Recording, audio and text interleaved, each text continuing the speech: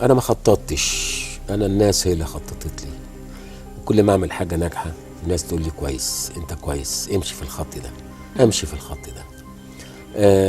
الاقي الناس مثلا يعني هي اللي حددت لي اجري، هي اللي بتقول لي خد كذا، انا عايزينك في الحته دي، بتقبل عليا في الموضوع ده، في الفيلم ده، في المسرحيه انا دي. زيكم بالظبط، ماشي جنب الحيط، راضي وقانع. الجمهور بيبص لعادل إمام في أدواره على إنه مش بيشوف نجم سينما، بيشوف عادل إمام شخص منه بالقميص العادي ده وأبو ستساغ ومنطلون حاجة بسيطة وجزمة كاوتش، فبيحس فعلا إن ده إنسان زيه يعني مفيش النجومية بتاع زمان، البدل والحاجات دي. على كده انت مالكش صاحب؟ ليه؟ مين؟ صاحب دراعي وعم قرش.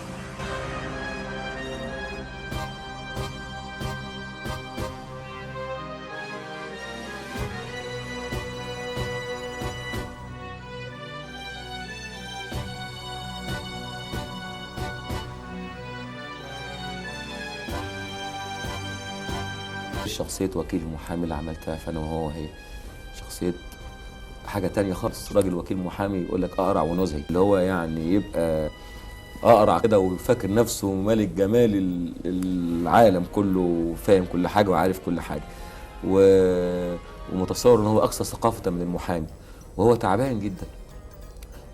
أنا عملت الدور ده أنا عندي 19 سنة، وعملته راجل كبير وأقنعت الناس إن هو يكون راجل كبير. حجة في الشؤون القانونية، صنيع في البنى، أرشيد في الجنان. اتفضل استريح، خد راحتك، مالك كده متعقد كومبلكس كده، خليك ريلاكس كده. يعني النمطية يعني إيه؟ يعني لما تلاقيه في الرواية دي هتلاقيه زي الرواية دي، فما تقدريش يعني ده دور ولا الزعيم المشاغبين، رافض تماما. بهجت الأباصيري ده مش شخصية رافضة كل حاجة، ومحرك وزعيم وساكت خالص، وهو اللي بيحرك العيال وبيقودهم أحيانا، وهو اللي بيتقهقر بعد كده جايز، وهو اللي بيقودهم لحب المدرسة بعد كده، ورافض كل شيء وصاخب جدا وريزل جدا وستيف قوي مع أهله ومع مدرسينه ومع الأبلة بتاعته. ده صغير يا أخي، صغير. كان القلاس ودخلت عليه كوبايه الميه لقيته خلصير دي خالص. عكس شخصية سرحان عبد البصير، شخصية سلبية جدا، وولد منطوي جدا وساذج وطيب وعايش حياته الخاصة، منفصل كمان، يعني ملوش احتكاك بمجتمعه، ما اعرفش مين. يعني اكبر شخصية قابلها سرحان عبد البصير ده القاضي. هما ايه، انا هقول لحضرتك حاجه. الروايه دي جت، بصيت لقيت بعض النقاد بيقولوا ان او بعض الناس بيقولوا ان عادل امام ما يقدرش يشيل روايه، يعني ما يقدرش يبقى بطل روايه. ناس كده ما تفهميش قالوا كده. طيب والله لقيت روايه انا بطلها، طيب اتفضلوا.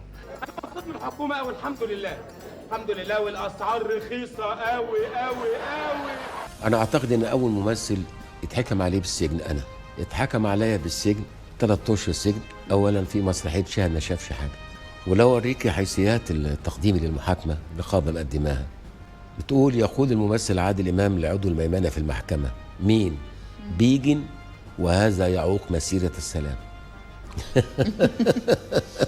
بعدين انا في افلامي انا باخد بحق الجماهير البسيطه، باخد لهم حقهم.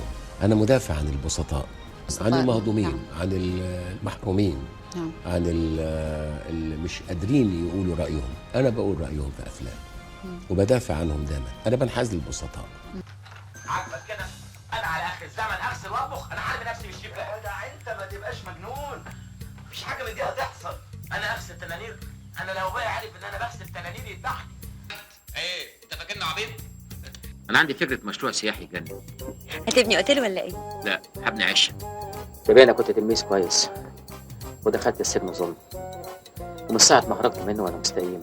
انت سمعت على حلاوه العنتبلي؟ حلاوه العنتبلي مين يا فندم؟ احنا لا ما باخدش بالي، لا مؤاخذه، اصلي ما بقعدش على قهوه يعني. بالراحه عليا، لان ما انا ما بستحملش الحقن، وعلى مهلك قوي. دي شغله محترمه دي، ده الحراميه احسن مننا. على الاقل الحرامي بيسرق عينك ومعروف انه حرامي، لكن احنا بنسرق الناس بسم الله. امي ماتت.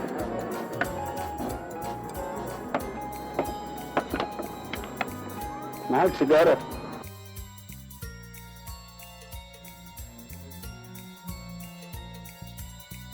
افلامك اللي صورتها في روما ولا اللي شفناه ده كان حد غيرك؟ يا بيه ده انا افتكرت نفسي عملت عامله ومش واخد بالي. ايه وانا مثلتيه؟ كل الظروف كانت لازم توصلني لكده. ثانية، تجوزيني؟ في قضايا لو القانون ما عرفش يفصل فيها بالحق لازم الفصل فيها يبقى بطريقة تانية. سيادتك عندك ثلاجه 16 قدم؟ جبت الدولارات بتاعتها منين؟ وحضرتك وسيادتك اديك كتاب في الكويت ودفعوا لي ثمن هناك. النيح نحل بحلوها النيح كلها. لا النيح يا سلام. الله اكبر الله اكبر. ممكن بقى تقول لي الفركوش ده هيبقى جاهز امتى ان شاء الله؟ الشراب ده في رجلك بقاله قد ايه؟ بقاله 20 يوم. ليه؟ قوم على الحمام. وإله ربنا سد أبواب الجنة في وشي والنار كمان عشان تحتسي في الآخرة ما تلاقيش حتة تساويك. وانت من اهلك.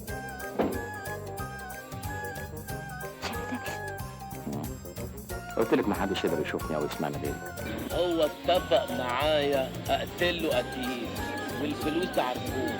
انت عرفه وهوش عرفه ان انا عرفه. انا شربت حشيش يا سعاد.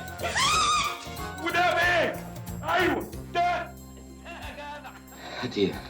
لا مش هديها لك، انت قلت انك هتبطل. ما أنا هبطل بعد المرة دي. مش اختك يا هيما، وعهد الله ما اختك ولا ابويا ابوك. ابويا لقاك في المولد وبعدين اخذك رباك. ده بقى أستاذ محمود، ده بربور البحر اللي أنت بتاكله. هذه التجربة كيف دي تتأملها مش تجربة، اليوم؟ دي حياة، ده لا تاريخ. طبعا يعني. بصي أنا أتحط في موسوعة جينيس. أنا عملت يعني من أول ما عملت مدرسة مشاغبين إلى الآن ما همتش في المسرح. بشتغل ديلي كل يوم. كمان في الرواية نفسها تقعد 8 سنين. دي برضو شغلانة. لغايه النهارده كل ما اروح حته في اي بلد يقول يا شماتة أبلة طزفية. سبحان الله ان جمله تتعلم عند الناس مع عادل امام. نعم. لانه هو من الناس اللي بيحب ناسه قوي، طبعا بيحب ممثلينه قوي، ويحب يلمحهم ويحب يضيف لهم. استاذي، انا بعتبره استاذي. دي بقى العيال الصغيره دي زي الحق حلو ورشاد يا باشا. احبس نفسك كده لغايه ما ارجع لك. ماشي يا باشا. ازيك يا اسماعيل؟ انت جيت امتى؟ 3. بتعرف تعد لغايه كام؟ المصدر بتاعي ما ينفعش دليل في اي قضيه. يبقى دليل براءه مش دليل ادانه. سيادة الوزير، المطلب بتاعنا الأول كباب وكفتة. نعم. كباب كتير وكفتة قليلة. بقول لك ايه يا كابتن، الفيلم ده قصة ولا مناظر؟ مناظر. اهلا بالفرنجة، اهلا بالفرنجة وبقايا الصليبيين. بص بقى، أنت رزمة وأنا رزمة. انا اعلم عنك الكثير وأنا كمان أعلم عنك الكثير. يا نهار ازرق. حتى المباحث ما عرفتش. الوالي علي فين وحياتك؟ محمد علي باشا الكبير. محمد علي باشا الكبير فين كنتاكي؟ رحت طالع للوالي قلت له اضرب يا ولد، اضرب يا ولد. اضرب ايه؟ مع شريف عرفة مع وحيد حامد الحقيقة قدرنا نعمل مواضيع جيدة جدا، خاصة الأستاذ وحيد حامد كاتب موهوب، والأستاذ شريف عرفة مخرج كبير جدا، وأنا ليا جماهيري. فالحقيقة قدرنا نعمل توليفة، لأن الأستاذ شريف عرفة له لغة سينمائية راقية ظريفة نظيفة بتكنيك عالي، كذلك الأستاذ وحيد حامد فكره عالي واتفق مع فكري. انا الزعيم. بس أنا عايز أقول لكم على حاجة مهمة. إحنا آخر حاجة محتاجين لها هي دموعكم. أظن أنا كنت واضح جدا، واللي ما فهمش يبقى أعمى. اديني يا حسين شوية سلطة من عندك. الجوازة باظت، الجوازة باظت، الجوازة باظت. يعني لما يا ابني رجلك حرام عليك مموتاني، ريحه بكابورت طالعه. احنا في زمن المسخ. And you? What's your name? Yes, but sometimes no. هو الدين بيقول ايه؟ مش محتاجة حاجة يعني.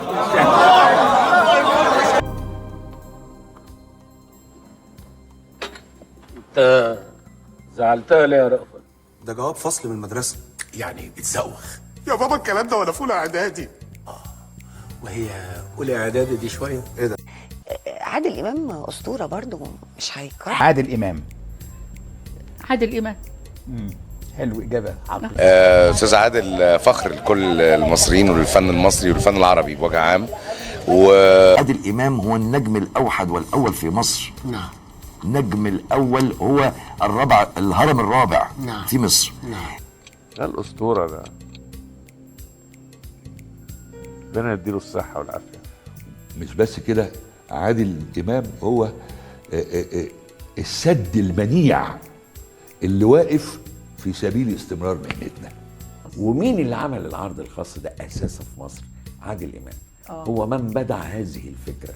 كان الوحيد في مصر القادر على انه يعمل حفله عرض خاص ويحضرها الوزراء وكبار البلد، وكان هو التوب الاستاذ عادل امام ده حاجه ما حصلتش قبل كده. طبعا ساعات تلاقي الناس معجبه بحد انما معجبه بيه وبتحبه. انا سعيد بده، وانا ازعم ان الناس بتحبني لان انا بحب الناس.